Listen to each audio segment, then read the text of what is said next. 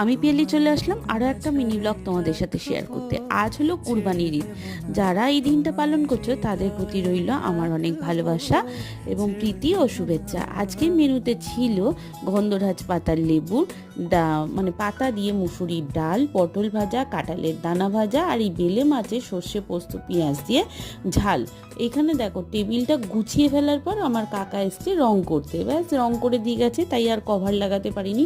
But বাইরের ওয়েদারটা ছিল বেশ সুন্দর, নরম, একদম মেঘলা মেঘলা ওয়েদার। এরকম ওয়েদার থাকলে অ্যাটলিস্ট গরমটা একটু কম লাগে, ওই রোদের তাপটা লাগে না।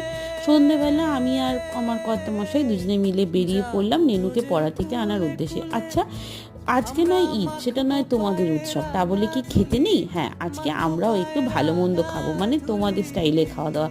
যেমন বাড়িতে সেই বানালাম চিকেন মোমো আর চিকেন শিক কাবাব, এটাই ছিল আজকে আমাদের রাতের ডিনার মেনু। সো আজকের মতো বাই বাই।